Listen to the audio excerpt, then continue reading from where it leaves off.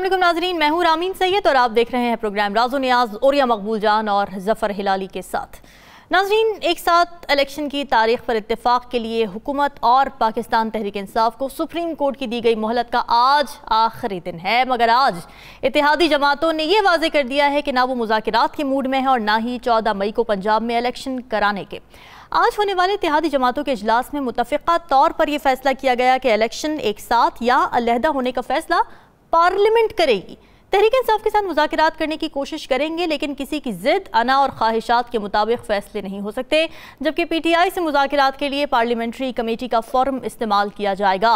और यह साहब, सबसे पहले तो इत्तेहादी जमातों के इस नुक्ते पर आ जाएं कि मुल्क में इलेक्शन से मुतालिक फैसला पार्लियामेंट करेगी। ये फैसला पार्लियामेंट करेगी या आइन करेगा, और पार्लियामेंट आइन से हटकर कैसे फैसला कर सकती है?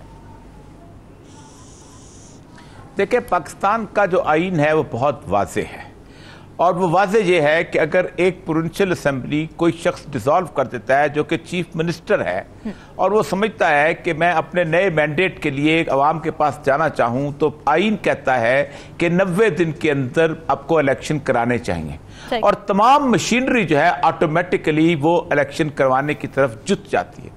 फाइनेंस डिपार्टमेंट उसको ऑटोमेटिकली फंड जारी कर देता है, क्योंकि उसके फंड पार्लियामेंट में नहीं रखे होते, उसके फंड रेगुलर बजट में नहीं रखे होते, उसके फंड बजट से, प्रोविंशियल और सूबाई बजट से निकाल के प्रोविंशियल कंसोलिडेटेड फंड में रखे होते हैं। प्रोविंशियल कंसोलिडेटेड फंड होता है जिनमें इमरजेंसी की चीजें रखी होती हैं, इसीलिए उसको फौरन जारी कर दिया जाता है, स्टेट बैंक जारी कर देता है। जो गवर्नर है वो तारीख दे देता है, इलेक्शन कमीशन आगे शेड्यूल जारी कर देता है, जो नॉर्मल किसी मुल्क के अंदर होता है। लेकिन हुआ यह है कि ये पार्लियामेंट जो है, इससे पहले ही इनके जितने भी कर्ता धर्ता थे उन्होंने कहा कि हम ये इलेक्शन नहीं कराएंगे। लेकिन अगर आज से कम से कम 2-3-4 महीने पहले की इनकी गुफ्तगू सुन लें, तो मरियम नवाज भी कहती थी तुम असेंबलियां तोड़ो, हम इलेक्शन कराते हैं। शायद खकान अब्बासी असेंबलियां तोड़ो, हम इलेक्शन कराते हैं। ठीक है, उसके बाद वो दूसरे तीसरे जितने भी छोटे मोटे सारे असेंबलियां तोड़ो, हम इलेक्शन कराते हैं। अब उसने जब असेंबलियां तोड़ दी तो इनके पांव के तरह से जमीन निकल गई। इन्होंने कहा हमें तो इलेक्शन करवाने पड़ जाएंगे, और अगर प्रोविंशियल असेंबलीज दोनों में इलेक्शन एक दफा करवा दिए तो ये असेंबलियां कम से कम उससे 2 महीने पहले, 4 महीने पहले बन जाएंगी, और फिर आइंदा भी 5 साल बाद ये असेंबलियां 4 महीने पहले टूटा करेंगी और 4 महीने पहले इलेक्शन हुआ करेंगे। तो ये तो परमानेंट इमरान खान जो है उसका गर्दन पे हाथ आ जाएगा, और अब इमरान खान रहे या ना रहे, खौफ इनको था। अब इस सारे सूरत हाल के अंदर पार्लियामेंट ने तो कोई काम करना ही नहीं था। काम तो करना था इलेक्शन कमीशन ने, काम तो करना था फाइनेंस डिपार्टमेंट ने, और काम करना था बाकी इदारों ने जिन्होंने बाकी चीजें प्रोवाइड करनी थी। पार्लियामेंट में तो मसला उस वक्त आता जब इलेक्शन को कंफ्यूजन होती, या इलेक्शन को आपने कोई आईनी तरमीम पास करनी होती 2/3 मेजॉरिटी में, तब आता ना जी। लेकिन उसका वजह यह कि उन्होंने डिले किया। पहले रूलिंग आई सबसे पहले हाई कोर्ट पंजाब की, के 90 दिन में इलेक्शन करा दो। उसके ऊपर लोगों ने कहा, वकला ने कहा कि इनकी नीयत नहीं है ठीक करने की। उन्होंने कहा कैसे कहते हो, तुम नीयत में कैसे पहुंच गए हो? अब तो नीयत सामने आ गई ना कि नीयत नहीं है। तो उसके ऊपर फिर सुप्रीम कोर्ट ने एक पिटीशन थी, ये अक्सर कहते हैं कि सुओ मोटो लिया, एक पिटीशन थी, एक रेफरेंस था, 1-2 जजों ने किया था कि हमने केस सुनते सुनते इस नतीजे में पहुंचे हैं। तो ये अगर आप सुन लें तो उसके ऊपर हुआ ये था कि एक सप्तान जो है स्पीकर, उन्होंने पिटीशन जारी की, तारीख की थी कि भाईजान ये लोग काम नहीं कर रहे, पार्लियामेंट का तो मसला ही नहीं था, ये ना फाइनेंस डिपार्टमेंट काम कर रहा है, ना इलेक्शन कमीशन काम कर रहा है, और ना उसके बाद बाकी वो लोग जिन्होंने सिक्योरिटी प्रोवाइड करनी वो काम कर रहे हैं। उसके बाद हुआ ये कि उन्होंने इलेक्शन कमीशन को डायरेक्शन दी कि तुम कुछ करो। उसने बजाय इसके कि अपना इख्तियार इस्तेमाल करना 224 के तहत कि भाई मुझे सिक्योरिटी दो, मुझे, उसने मुशावरत शुरू कर दी। ये बिल्कुल ऐसे ही है कि एक डिप्टी कमिश्नर जो है फैसला करने के बजाय लोगों से पूछता फिरे कि मैं नालियां साफ होनी चाहिए कि नहीं, ट्रैफिक की लाइट लगाऊं या नहीं, ट्रैफिक के कवानीन नाफिज करूं या नहीं, या मैं चोरों को पकड़ूं या नहीं, जरा मशवरा तो कर दो। इलेक्शन कमीशन ने यह किया कि उन्होंने मशवरे शुरू कर दिए और एक रिपोर्ट जमा करा दी वहां पर जाके कि ये ऐसे है। इस दौरान 9 अप्रैल को प्रेसिडेंट ने डेट दे दी। उसके ऊपर फिर झगड़ा कौन निपटाता। अब हिलाली साहब भी यहां माशाल्लाह सारी जिंदगी ब्यूरोक्रेसी में रहे हैं। अब जब ये लेवल आ जाए तो आप मुझे बताइए कि कौन निपटाता। क्या आप इंटरनेशनल कोर्ट ऑफ जस्टिस में जाते कि भाई हमारा फैसला करवाओ कि ये हमारा आईना कोई अमल नहीं करता, या आप यूनाइटेड नेशन में जाते नहीं जाते ना। आपके पास एक सुप्रीम कोर्ट एक फोरम रह गया था, सुप्रीम कोर्ट ने 2/3 की एक 3-2 की जजमेंट दे दी, उसके उसके ऊपर लिखा हुआ है 3/2। कोई जज नहीं कहता ये 3 और 4 की जजमेंट है। इन्होंने एक झगड़ा चल दिया 3 और 4 और ये और वो। असल मसला यही था। अब मसला यह है कि आज भी यही दोहरा रहे हैं 3-4। अब तो 8 वाली जजमेंट भी नहीं मान रहे ना। सुप्रीम कोर्ट ने 8 जजों की जजमेंट दी है। इस नया कानून है 8, यानी मेरी मेजॉरिटी की जजमेंट है। 15 टोटल जज हैं, 8 उधर हैं, 7 मुखालिफ हैं। उसकी जजमेंट नहीं मान रहे, ये नहीं मानना चाहते। आज इनके लगता है आखिरी दिन है, ये बस तकरीरें कर रहे हैं। आज माशाल्लाह कर लें जितनी लंबी करनी है, शौक पूरा कर लेने दें। हिलाली साहब, हुकूमती इत्तेहाद के इस फैसले को आप किस तरह देख रहे हैं? वो कह रहे हैं कि जी पार्लियामेंट सुप्रीम है, जो आइन कह रहा है हम वो भी नहीं मानेंगे, और जो सुप्रीम कोर्ट कहेगा हम वो भी नहीं मानेंगे।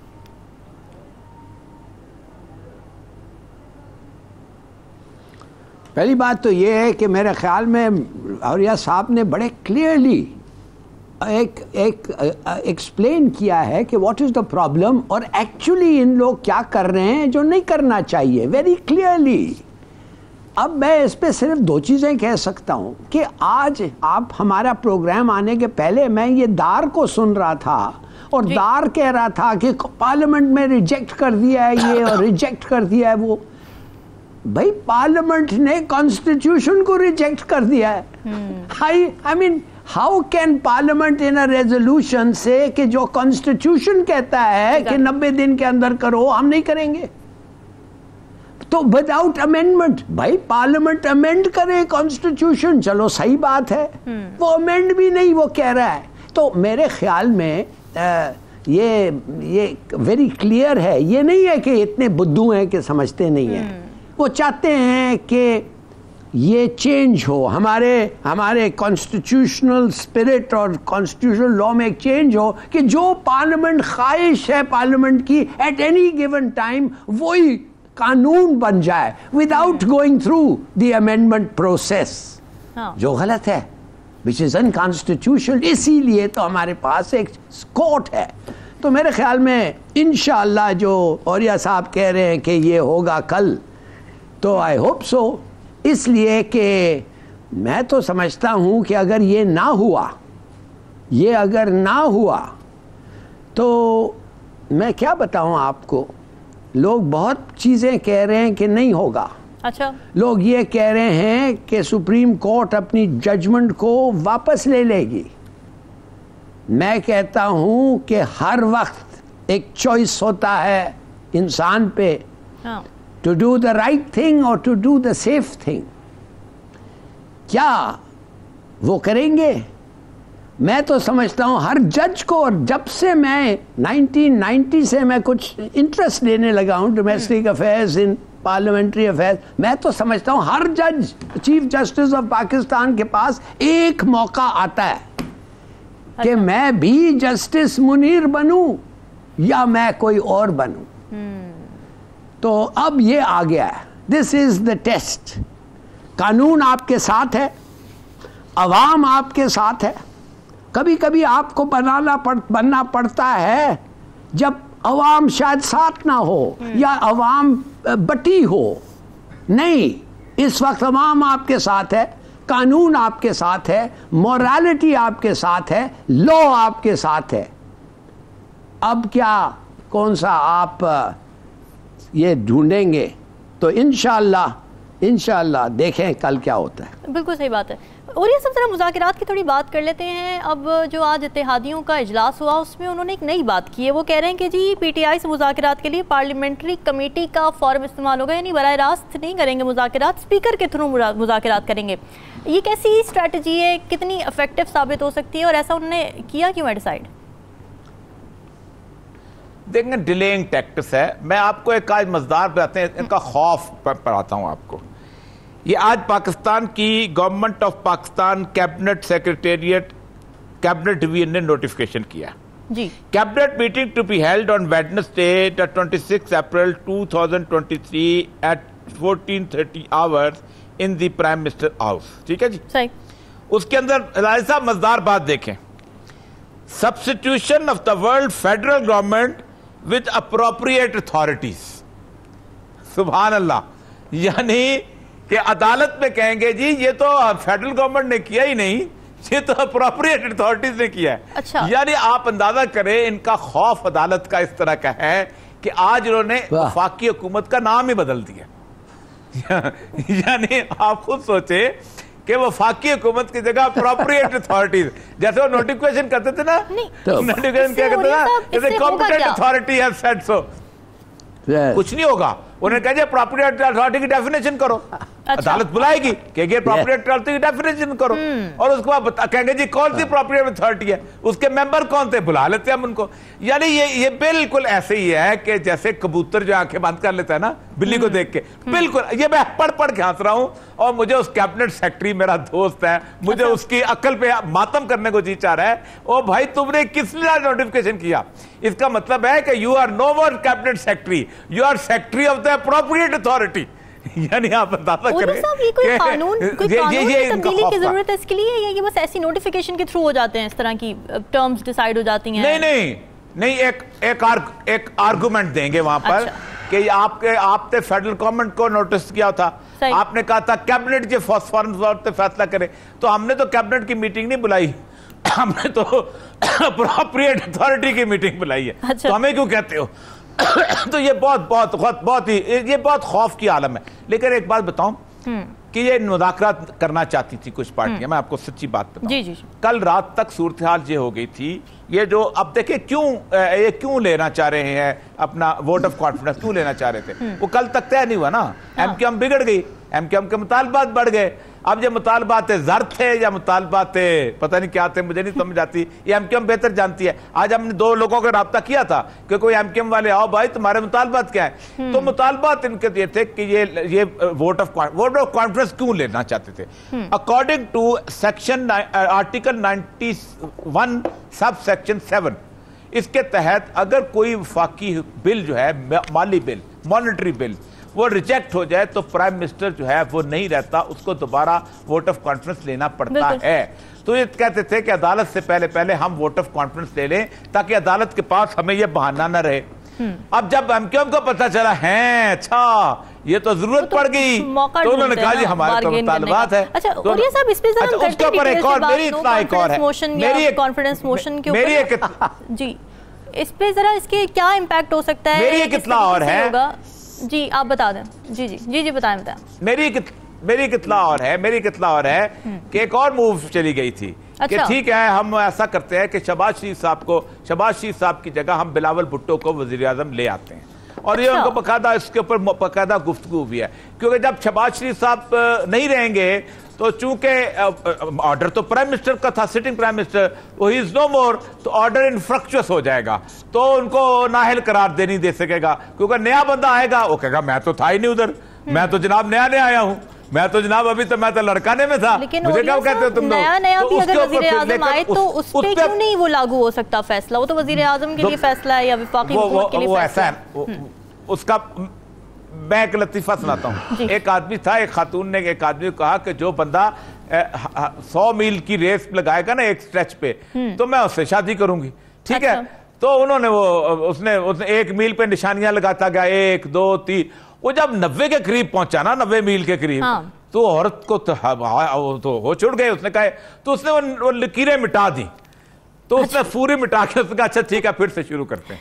अच्छा। तो मैं ये पूछना चाह रही हूँ कि क्या कानून में इस चीज की गुंजाइश है कि अगर वजीर आजम ही बदल दिया जाए तो वो फैसला एक और मुझे let me ask a question. आजे जी लाल साहब, मैं आपसे और ये साहब मुझे एक बताएं, क्या हो सकता है कि इन्होंने एक ऑर्डर डिक्लेयरिंग एन इमरजेंसी इन्होंने साइन कर दिया है, और डेट जो दिया है वो उस समझिए 12 बजे आज रात मिसाल के तौर पे, और उस इमरजेंसी में लिखा हुआ है कि constitutional in abeyance, powers of the supreme court in abeyance जैसे होता है, आपके ख्याल में वो चलेगा? वो ऑन दैट बेसिस आप समझते हैं कि वो कह सकते हैं कि ये जो सेशन हुआ है सुप्रीम कोर्ट का ये has no meaning in law? क्या समझते हैं आप?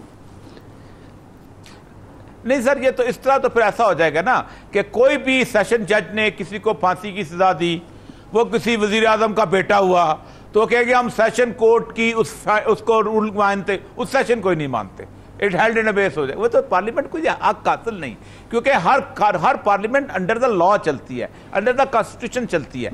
अब मैं आपको जो मिसाल दी है ना वजीर आजम के हटाने की, उसकी बुनियादी वजह ये थी कि वजीर आजम को कंटेम्प्ट ऑफ कोर्ट पे नाहिल करार दिया जाता है ना, और तो कोई नहीं। तो जब वो नहीं रहेगा तो नाहिल कैसे करार देंगे, इसलिए वो बचना चाहते थे। लेकिन MQM की डिमांड जो है ना, उनको पता चल गया, उनकी डिमांड ज्यादा हो गई। ऑफर ये थी कि बिलावल साहब आ जाए, लेकिन अब मसला बहुत गुंजलिक हो गया।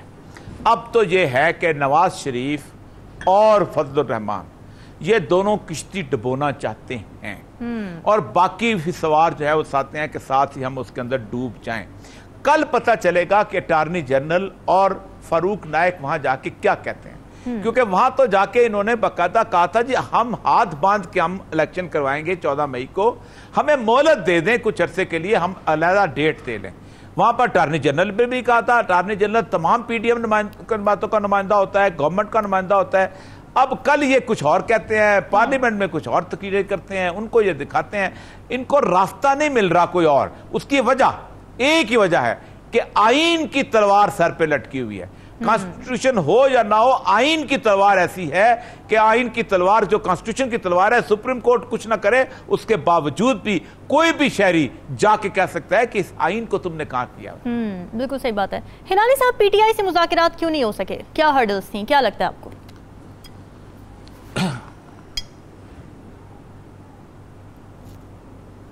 देखिए, बात असल ये है, सबको पता है कि ये इलेक्शंस इस वक्त नहीं चाहते हैं, इसलिए अगर होगा तो ये हार जाएंगे। तो अब ये सियासी शहीद बनने का लोग कहते हैं कि ये एक तरीका था। सियासी शहीद आप कैसे बनेंगे कि आप कहेंगे कि नहीं पार्लियामेंट सुप्रीम है, पार्लियामेंट सुप्रीम है, सुप्रीम कोर्ट कहेगा पार्लियामेंट सुप्रीम हो सकता है मगर ये इस वक्त हम सुप्रीम है और you are in contempt of court.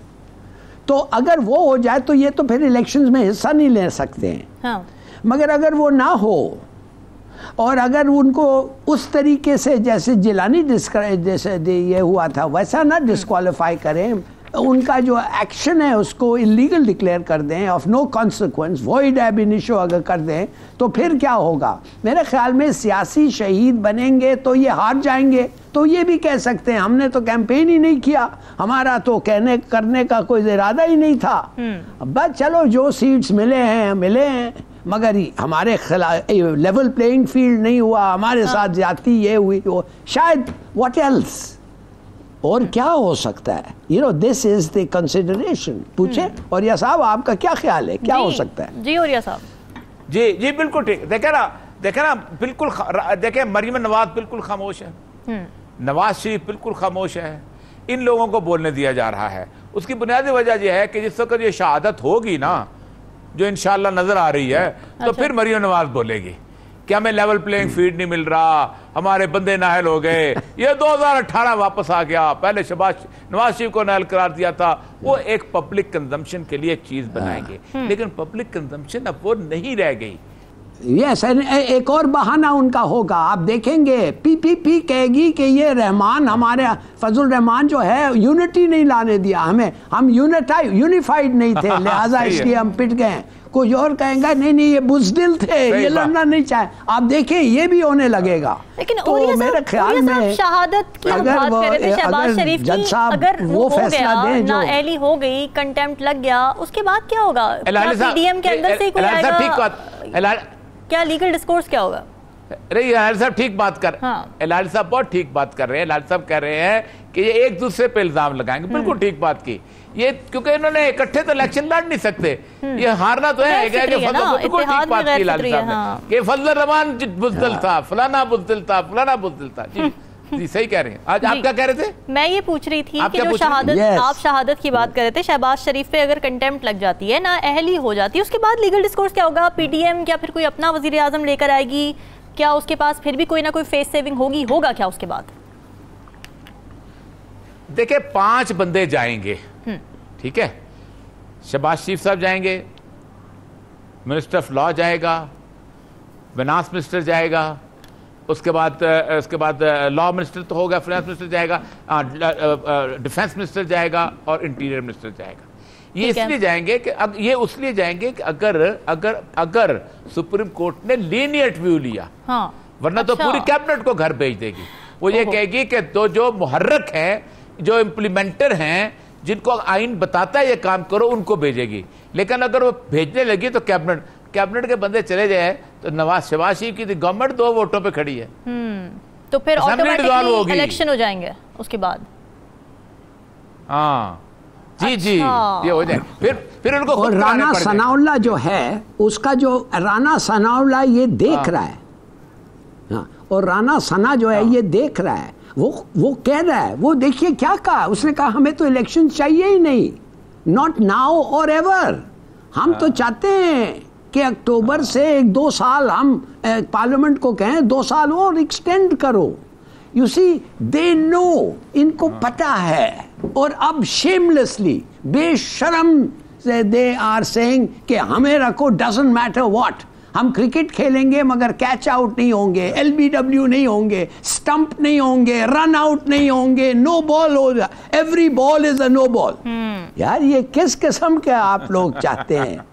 So I think people, लोग समझ गए हैं ये गेम। हाँ, लेकिन हिलाली साहब देखें ना, जैसे ओरिया साहब ने कहा कि कंटेम्प्ट लग गई तो फिर असेंबलियां डिसॉल्व हो जाएंगी, खुद ही इलेक्शन भी हो जाएंगे, तो जब बाद में भी यही होना है तो वो खुद से क्यों नहीं असेंबलियां डिसॉल्व कर देते, खुद से क्यों नहीं इलेक्शन में चले जाते? या वही बात है कि वो सियासी शहीद होने का एक विक्टिम कार्ड प्ले करना चाहते हैं जिसके जरिए शायद उनको कोई वोट मिल जाए, यही बात है? yes.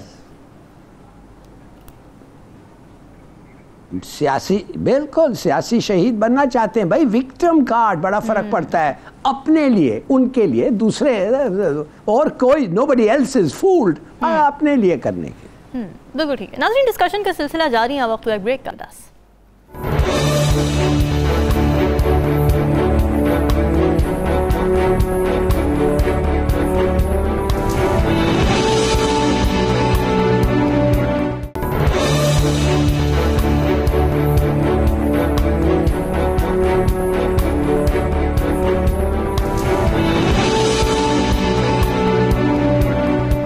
वेलकम बैक नाजरीन। इस वक्त सबसे अहम सवाल यही है कि इंतखाबात के मामले पर कल सुप्रीम कोर्ट में क्या होगा? क्या सुप्रीम कोर्ट एक मौका और देगी या तौहीन अदालत की कार्रवाई का आगाज़ होगा? दूसरी तरफ वज़ीर आज़म शहबाज शरीफ के एतमाद के वोट लेने के इम्कानात पर भी बातें हो रही हैं। अवामी मुस्लिम लीग के सरबराह शेख रशीद ने वज़ीर आज़म के एतमाद का वोट लेने के हवाले से सदर को एक मुरासिला भेजा है कि कौमी असम्बली में फ़ंड्स मंजूर ना करवा कर वज़ीर आज़म अक्सरियत खो चुके हैं और ऐसे में ये देखना भी ज़रूरी है कि हुकूमती इत्तेहाद कितना मुत्तहद है। मरदमशुमारी पर तहफ़्फ़ुज़ात दूर ना होने पर MQM पाकिस्तान ने अपने अरकान कौमी और सूबाई असम्बली और सेनेटर से इस्तीफ़े ले लिए हैं और जल्दी इस हवाले से अहम पेशरफ्त मुतवक्के है। हिलाली साहब, MQM की एक रिवायत रही है, जैसे कि उरिया साहब भी बात कर रहे थे पिछले सेगमेंट में, कि जैसे ही वोट ऑफ नो कॉन्फिडेंस या एतमाद के वोट की बातें होती हैं वो ऐसे मौके को अपने मुतालिबात मनवाने के लिए बारगेन के तौर पर इस्तेमाल करती है। क्या आप MQM को हुकूमती इत्तेहाद से अलहदा होते देख रहे हैं?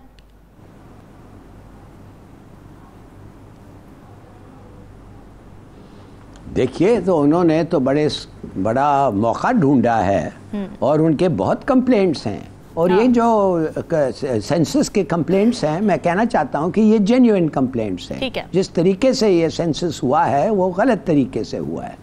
अच्छा। और फ्रैंकली कॉन्स्टिट्यूएंसी और डीलिमिटेशन जो कराची में हुआ है वो भी गलत तरीके से हुआ है। एक्चुअली ये सब चीज़ों को फेयर करना चाहिए, इसलिए कि एट द मोमेंट लगता है कि एक बड़ी पार्टी, लोकल पार्टी जो है, उसको डिसाइसिव और एडवांटेज है, जिधर उधर उनकी ख़ास पॉपुलैरिटी नहीं है।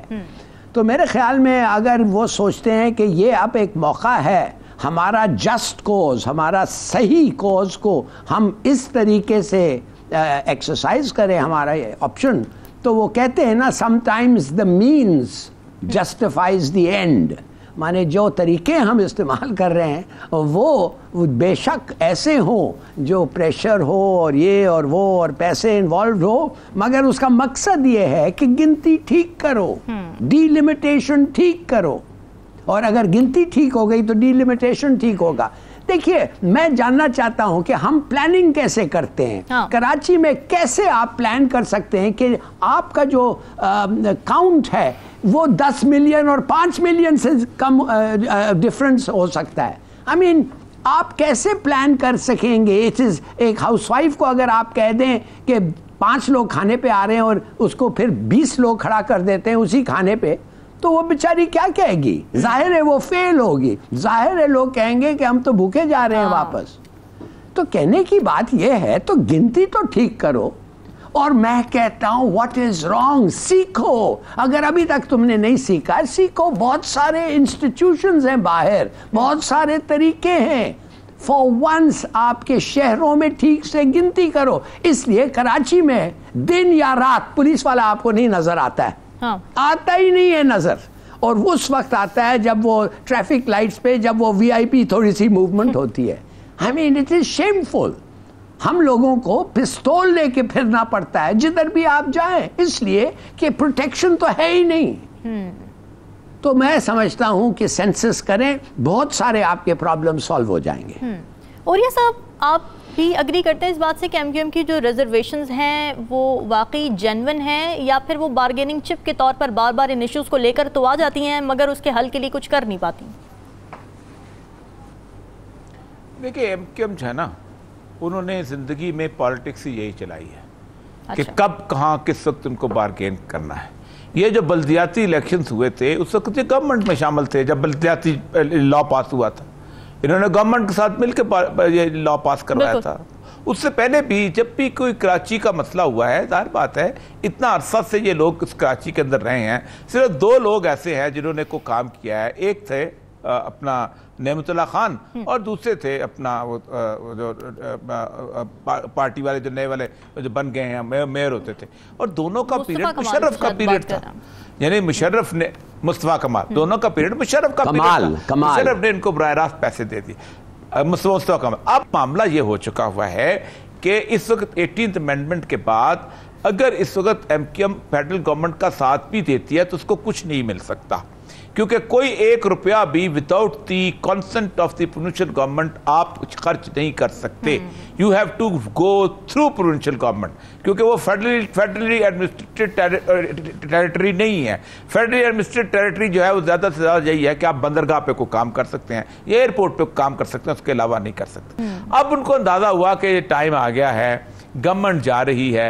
लेकिन एक बात बताऊं आपको, पाकिस्तान में जो कल का दिन है बहुत अहम है, बहुत अहम है। 2-3 वजूहात की है। एक तो यह है कि पाकिस्तान की सुप्रीम कोर्ट इनको मोहलत नहीं दे रही थी। वो कह रही थी जुमे का दिन बीच में है, तुम बैठो और ईद से पहले फैसला करो। ये सियासी पार्टियां खुद मिल के गई थी सुप्रीम कोर्ट के पास और उन्होंने कहा हमें 26 तारीख तक मोहलत दें, हम 27 को आपको बता देंगे। जिस दिन 26 तारीख को ये उन्होंने बाकायदा मोहलत सियासी पार्टियों ने ली है। और ये होता है, बैरून अदालत जो है फैसले होते हैं, लेकिन इन्होंने मोहलत दी, सुप्रीम कोर्ट ने लीनियंट व्यू लेके दे दिए। उसके आधे घंटे के बाद मौलाना फजल रहमान का इंतहाई कंटेम्पचुअस किस्म का बयान आया जी। उन्होंने सुप्रीम कोर्ट को हथौड़ा कहा, उन्होंने सुप्रीम कोर्ट को कुछ कहा, पता नहीं क्या कुछ कहा।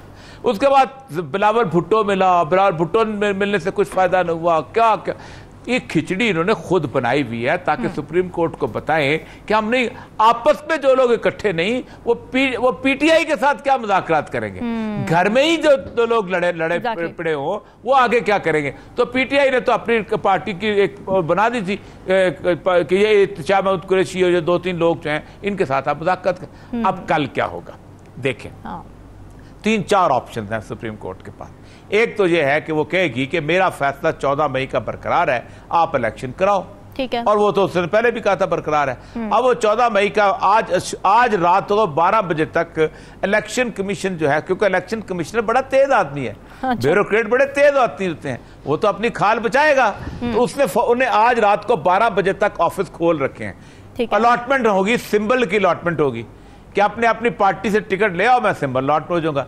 आज जब आपके सिंबल लॉट हो जाएंगे तो कल सुबह वो बैलेट पेपर की छपाई के लिए चले जाएंगे। अब एक और तरीका है, वो मैं बात कर रहा था इलेक्शन कमीशन के लिए, कि वो एक गवर्नमेंट लाइबिलिटी क्रिएट कर लेती है। मतलब हम जब डीसी होते हैं या किसी और जगह सेक्रेटरी होते हैं तो हम उधार पे पेट्रोल लेते हैं, और जब पैसे आ जाते हैं तो हम पेट्रोल पे कर देते हैं। इसी तरह जब एक्सपेंडिचर कर लेते हैं तो जून में उसको एडजस्ट कर ले तो वो लाइबिलिटी पे करके वो इलेक्शन करा लेगा। ये 20-21 अरब रुपये का ऐसी चीज़ तो है नहीं है, ये तो सारे होते हैं बिल। 21 अरब पता है क्या होता है? कुछ पैसे होते हैं लॉजिस्टिक्स के, बाकी पता है क्या होता है, आईएस ड्यूटी। अच्छा। इसको तनख्वाह देनी है, इसको यानी स्टाफ के पैसे होते हैं ड्यूटी के, उसका ऑनरेरिया होता है, उसका टीएडीए होता है, ये सारी चीजें, ये तो लेटर पेमेंट में भी हो सकता है। तो वो तो और उससे तो बचा लेनी है जान अपनी। कल सुप्रीम कोर्ट में रह जाना है पीछे शहबाज शरीफ ने और बाकी 5 ने। अगर तो सुप्रीम कोर्ट हुई सही और उसने कहना है कौन सी पार्लियामेंट है, यानी आप अंदाजा करें कि पाकिस्तान में अगर एक कातिल जो है वो कोई गुज्जर कातिल है या जाट कादर है और वो उसकी बरादरी खड़ी होकर कहती है कि हम इसकी फांसी की सजा नहीं मानते, तो पूरी बरादरी कंटेम्प्ट में आती है, तो पूरी पार्लियामेंट कंटेम्प्ट में क्यों नहीं आएगी? तो अगर तो वो करना चाहे तो पूरी पार्लियामेंट को कंटेम्प्ट में लगा देंगे, जाए 5 साल के इलेक्शन खत्म। नहीं करने पे आएंगे तो लीनियंट रखेंगे तो सिर्फ कैबिनेट को दे देंगे, कैबिनेट नहीं रखेंगे तो इसको दे देंगे, अपना वजीर आजम को दे देंगे, और वजीर आजम को कहेंगे कि भाई साहब आप तो जाए ना घर, जैसे वजीर आजम आजाद कश्मीर का हुआ ना, क्या कर लिया उसने? कुछ भी नहीं। आपको पता जब उसको बुलाया था हेलीकॉप्टर पे पहुंचा था किराए पे लेके कि मुझे सुना जाए, लेकिन नहीं सुनते। तो कल का दिन अहम है। अच्छा, 2-3 और चीजें जो थी, मैं जरा सी फिर लाली साहब से बात कीजिएगा। 2-3 और चीजें उन्होंने पूरा काम किया। इन्होंने सबसे पहले उनकी ऑडियो टेप्स निकाली, उन ऑडियो टेप्स के अंदर से उन्होंने एक इशू बनाया। अब देखे ना, पाकिस्तान में मैं पूछूं, आपके 92 चैनल में आप काम करती हैं जी, आपको किस अपना ब्यूरो चीफ ने कहा था ये ऑडियो टेप मुझे दी है? किस रिपोर्टर ने लाके दी थी? पाकिस्तान के किसी चैनल में रिपोर्टर को नहीं लाने दी। क्या आपने इन्वेस्टिगेशन की थी? उसको पूछो किससे, वो मिल गई मुझे। अब किधर से मिली भाई? उन्होंने चला दी। यानी ये पाकिस्तान के तमाम चैनल्स को कहा गया कि जबरदस्ती ये चलाई जाए, पूरा मलाइन करने की कोशिश की है। उसके बाद भी अगर ये समझते हैं कि सुप्रीम कोर्ट इनके साथ नरमी का सलूक रखे तो ये बहुत बड़े भोले हैं इस वक्त। हिलाली साहब, आपको क्या लगता है कल सुप्रीम कोर्ट में क्या होगा? ये जो आज मौक़िफ़ सामने आया कि जी पार्लियामेंट सुप्रीम है, ये मौक़िफ़ लेकर जब सुप्रीम कोर्ट जाएगी हुकूमती इत्तेहाद, तो क्या होगा वहाँ पे, क्या रिएक्शन मिलेगा? मैं समझता हूँ कि मुल्क के लिए बेहतर होगा, अच्छा होगा अगर फैसला आ जाए और सही फैसला आ जाए। और ये साहब, आप ये कह रहे थे कि 14 मई की तारीख रिटेन की जाएगी, वही बरकरार रखी जाएगी। अब 14 मई को 18 दिन बाकी रह गए हैं, तो क्या पंजाब में इस तारीख को इलेक्शन कराना मुमकिन होगा अगर दोबारा ये फैसला आ जाता है सुप्रीम कोर्ट से? देखें, 2 दिन लगते हैं बैलेट पेपर प्रिंटिंग के, ज़्यादा से ज़्यादा 2 या 3 दिन लगते हैं, ठीक है। एक दिन पहले उनकी थैले बनते होते हैं और एक दिन इलेक्शन होते हैं। इलेक्शन को तो हमने पता नहीं तमाशा बना दिया है, आप अंदाजा नहीं करते। हम ऐसे बिल्कुल इलेक्शन करवा दिया करते हैं जिसकी हिसाब ही नहीं। पोलिंग स्कीम एक दिन के अंदर बन जाती है, तैयार पड़ी होती है, उस पर आपने बंदों को फिट करके लगाना होता है। पोलिंग स्टेशनों का सबको पता है, नोटिफाई हो चुके हुए हैं। पोलिंग स्कीम में आपने स्टाफ लगाना है और स्टाफ को आपने एक दिन ट्रेनिंग देनी है और ट्रेनिंग देकर उनको भेज देना। ट्रेनिंग में भी क्या काम होता है कि ये आपने चिट काटनी है, चिट का के आपने स्याही लगानी है, स्याही लगा के मोहर लगा के आपने गिनती करनी। 4 तो चीजें होती हैं और सारे के सारे होते हैं, प्रोफेसर होते हैं, सबको पता होता है। और इनमें से ऐसे लोग होते हैं कि जिन्होंने कम से कम 10 इलेक्शन करवाए होते हैं। अच्छा। अक्सर लोगों को पता होता है, स्टाफ को। तो ये ऐसे हम लोगों ने हवा बनाया हुआ है, सिर्फ इलेक्शन ना करने के बहाने हैं। आप मुझे लगाए, मैं आपको 14 मई से पहले इलेक्शन करवा के देता हूँ। मसला ये नहीं है, मसला सिर्फ ये है कि बहाने। मैं आपसे कहना है, वो सिकंदर सुल्तान राजा अपनी नौकरी नहीं जाने देगा। वो अपने हिसाब से चला। आज रात को 12 बजे तक उसने ऑफिस खोल दिया। आज उसने कहा आप अपने इंतखाबी निशान ले लो। तो जरूरी है ना, अपने आप को तो बचाएंगे वो। इन्होंने मरना है, इन्होंने और ये मरना चाहते हैं।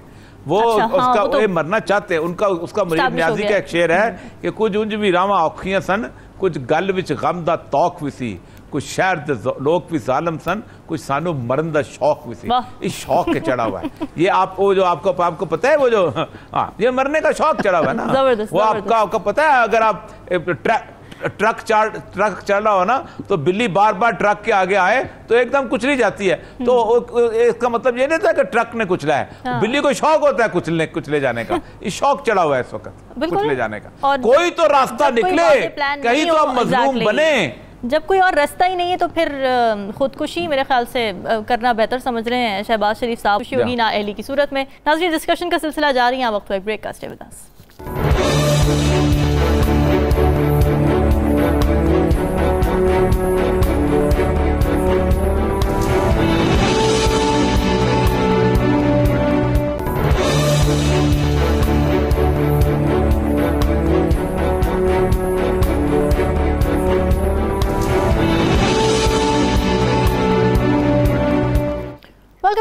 नाज़रीन, वज़ीर ख़ारिजा बिलावल भुट्टो ज़रदारी शंघाई ताउन तंजीम के वज़राए ख़ारिजा इजलास में शिरकत के लिए चंद रोज़ में भारत जा रहे हैं और इस इजलास की साइडलाइंस पर बिलावल भुट्टो की भारतीय हुक्काम के साथ मुलाकात के इम्कानात की बातें हो रही थीं।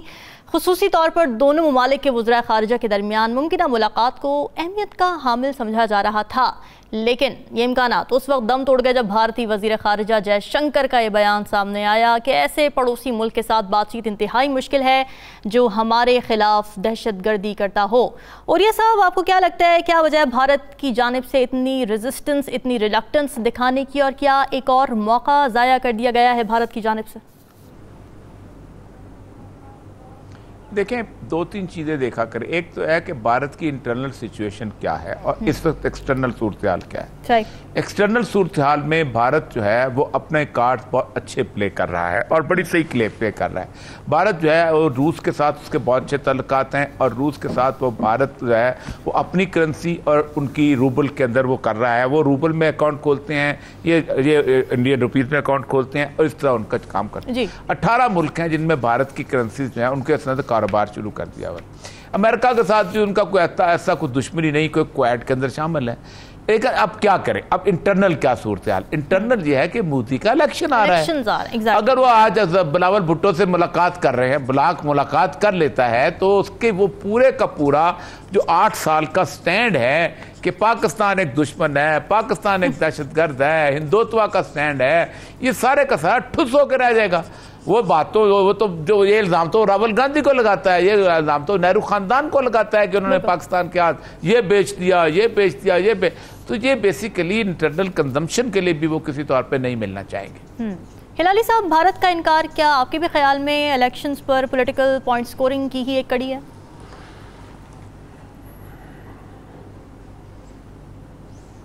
देखिए, दो तीन चीज़ें हैं, जल्दी से मैं कह दूं। नंबर 1, इलेक्शन जैसे इन्होंने कहा आने वाले हैं, 2024 में इलेक्शंस आने हैं, और हमने सब देखा था कि जब 2019 में इलेक्शंस हुए थे तो मोदी का कितना फ़ायदा हुआ था जब बालाकोट का इंसिडेंट हुआ था। बिल्कुल। तो ये भी अब इन्होंने बहाना शुरू कर दिया है। इन्होंने कहा पूंछ में 5 मारे गए हैं और ये पाकिस्तान की दहशतगर्द है और इनसे लोगों से हमें बात नहीं करना चाहिए। हालांकि उनके पास कोई सबूत नहीं है। हालांकि उन्होंने वादा किया था, किससे? चीन से और रूस से, कि अगर पाकिस्तान शंघाई एग्रीमेंट में आएगा और हम भी आएंगे, हम वादा करते हैं, प्रॉमिस करते हैं कि हम अपने बायलैटरल डिस्प्यूट्स और बायलैटरल डिफरेंसेस को उस ऑर्गेनाइजेशन में आके उसकी एक रुकावट नहीं बनेंगे, हम एक एटमॉस्फेयर खराब नहीं करेंगे। एक एश्योरेंस दिया हुआ है उन्होंने। मगर अब आप देखें, इसलिए to prepare for the elections, Modi को क्या है, अदानी ने कहा है, सॉरी नॉट अदानी, वो जो केजरीवाल ने कहा है, दिल्ली का चीफ मिनिस्टर, कि अदानी के बारे में उसने तकरीर की है भाई, उसने बताया है किस किस्म का करप्शन, मोदी इज करप्ट। वो तो कहता है second richest man in the world, सबसे अमीर, दूसरा नंबर 2 अमीर इज मोदी, और बताता है हर एयरपोर्ट, वाटर प्रोजेक्ट्स, ये वो। मोदी एक इंसिडेंट चाहता है, मगर हम क्या करना चाहिए is a more better question.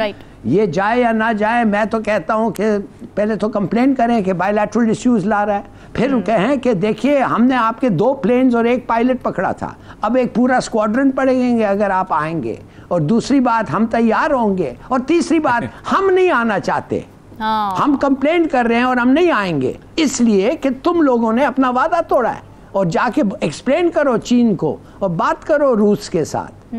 देखिए, ये आदमी जो है मोदी, ये जब चाहे मुसलमानों, दलित, सिख, क्रिश्चियंस को मार के अपने हिंदू बिगट्स को खुश करता है और वोट ले जाता है। ये कब तक चलेगा भाई? रिएक्शन होना चाहिए। यस, क्या है इस आदमी में? करप्ट आदमी, करप्ट टू द कोर। आप वो केजरीवाल का स्पीच सुने, दिल्ली में स्टेट हाउस में खड़े होके उसने तकरीर किया है, कुछ नहीं हुआ उसको। और ये सब क्या करना चाहिए पाकिस्तान को? पाकिस्तान का रिएक्शन करना चाहिए क्या? खुद ही मना कर देना चाहिए, और क्या ये हमारे हक में जाएगा? देखें, बिल्कुल मना कर देना चाहिए, इसलिए कि भारत जो है एक ज़माने में शंघाई कॉर्पोरेशन में एज एन ऑब्जर्वर उसको अलाउ किया गया था, जबकि हमारी जो चीन के साथ ताल्लुकात, हमारा ताल्लुक बहुत पुराना चला आ रहा है। आपको याद होगा कि एक ज़माने में जब 2006-07 के अंदर ये बहुत इम्पोर्टेंट शंघाई कॉर्पोरेशन बनी थी, जिसमें ईरान और ये लोग भी शामिल हो गए थे, तो उस वक्त भारत को ऑब्जर्वर के तौर पर लिया गया था, फिर उसको साथ मिलाया गया। मेरा ख्याल है कि पाकिस्तान को बाकायदा कंप्लेंट करनी चाहिए और यहाँ तक करनी चाहिए कि भारत को शंघाई कॉर्पोरेशन से निकाला जाए, क्योंकि भारत जो है उस रीजन के अंदर, एक तो ये है कि इंपॉर्टेंट बात कि उसने चीन के खिलाफ बाकायदा एक महाज के अंदर पार्टनर है। क्वाड जो है ये कंटेनमेंट ऑफ चाइना का है, और उस जिस बंदे ने दो मुल्कों के साथ बाकायदा, दो अपने हमसाये मुल्कों के साथ बाकायदा जंग का एक वादा किया हो अपने खिलाफ, मतलब हमारे खिलाफ तो जंग के अंदर वो है, और चीन के खिलाफ उसने जंग का वादा किया हुआ है, अमेरिका के साथ, जापान के साथ और इसके साथ क्या नाम है जो है अपना ऑस्ट्रेलिया के साथ, 4 मुल्कों ने। अब एक और बात पर रिसेंटली जो उनका क्लैश हुआ है, जिसपे जापान के साथ मिलके वो कंटेनमेंट ऑफ चाइना की जो सबसे इंपॉर्टेंट चीज है, बांग्लादेश की जो सुंदरबन के इलाके में एक बहुत बड़ी ओपन सी पोर्ट बना रहा है, तो ये पाकिस्तान को इरिटेट करना चाहिए कि ये चीन के इंटरेस्ट के खिलाफ काम कर रहा है, और ऐसे जो मुल्क होते हैं उनको एक कॉर्पोरेशन, हम क्यों बताएं उन्हें, खुद क्यों नहीं उनको नजर आ रहा है? नजर आ रहा है। मेरा ख्याल है कि ये जो विजिट है ये बड़ा इंपॉर्टेंट है, जो उनका है ना आर्मी चीफ का विजिट चीन का, बहुत इंपॉर्टेंट है, इसलिए कि कुछ अरसे के बाद वो वहाँ गए हैं। उसकी वजह यह थी कि खुद उसके इलेक्शन थे चीन के, वो तीसरी दफा वो इलेक्ट हो रहे थे वहाँ पर, जब प्रेसिडेंट जी जो हैं, और यहाँ पर भी बड़ी टसल चल रही थी। अब यहाँ पर भी लगता यही है कि कुछ इस दौरे के बाद पाकिस्तान में भी एक स्टेबिलिटी आ जाएगी। अच्छा। ये जो लोग उछल रहे हैं ना कुछ चीज़ों पे, ये उछलना भी बंद हो जाएगा, और इधर से मेरा ख्याल ये है कि ये इंडिया को भी वापसी पे ऊपर ही होगा कि इंडिया को बता दिया जाएगा कि भाईजान हम नहीं आ रहे, और इतना बात तय है कि चीन पाकिस्तान को नाराज नहीं कर सकता। अच्छा हिलाली साहब, आपको लगता है कि चीन पाकिस्तान को नाराज नहीं कर सकता, इस वजह से वो भारत को शंघाई ताउन तंजीम से निकालने पर रजामंद हो जाएगा?